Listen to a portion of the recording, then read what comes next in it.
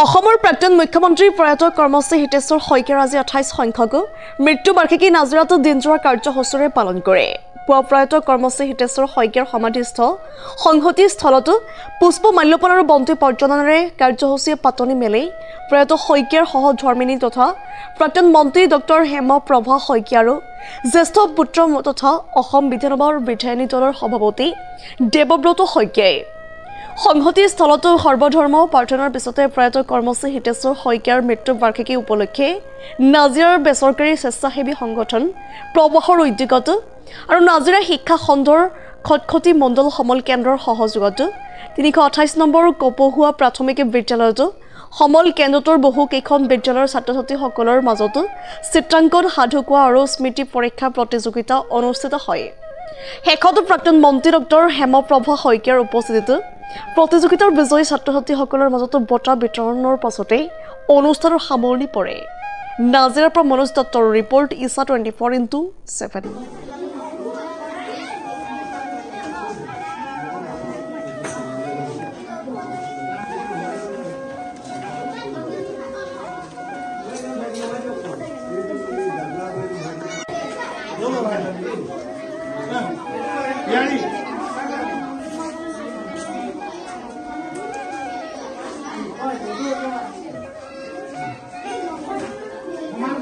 ধুতিৰ নাম হ'ল অহা আৰু কাছ।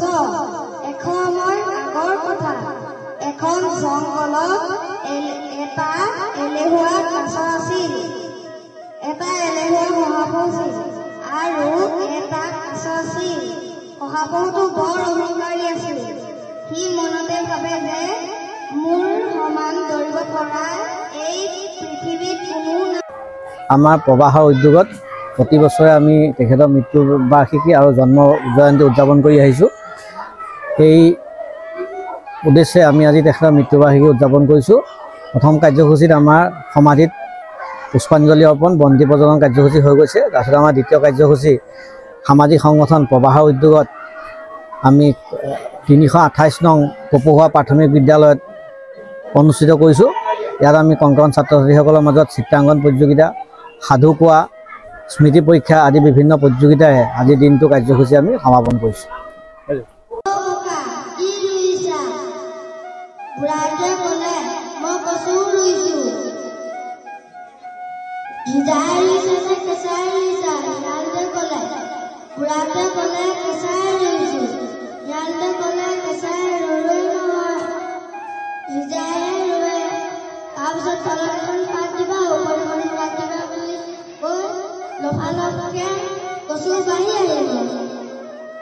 প্ৰবাহৰ উদ্যোগত আৰু আমাৰ খটখটি সমল কেন্দ্ৰৰ সহযোগত আমাৰ 13খন বিদ্যালয়ৰ বিভিন্ন বিদ্যালয়ৰ পৰা অহা ছাত্ৰ ছাত্ৰী কমেও 150 শতাধিক ছাত্ৰ ছাত্ৰীৰ মাজত বিভিন্ন প্ৰতিযোগিতা অনুষ্ঠিত কৰা হৈছে। আৰু আমাৰ প্ৰাক্তন মুখ্যমন্ত্ৰী কৰ্মশ্ৰী হিতেশ্বৰ শইকীয়াদেৱৰ 28তম মৃত্যু বাৰ্ষিক দিৱস আমি আজি 328 নং কপহুৱা প্ৰাথমিক বিদ্যালয়ত উদযাপন কৰা হৈছে। আমি খুবেই ভাল হৈছে। ল'ৰা ছোৱালীৰ বিভিন্ন অংশগ্ৰহণ কৰিছে। তেওঁলোকৰ শাৰীৰিক আৰু মানসিক বিকাশৰ উদ্দেশ্যে যি প্ৰবাহৰ দ্বাৰা উদ্যোগ লৈছে সেইটো আমি চবেই শলাগিছোঁ আৰু ভৱিষ্যতেও এনেকুৱা অনুষ্ঠান ল'বৰ কাৰণে মই তেওঁলোকক অনুৰোধ জনাইছোঁ।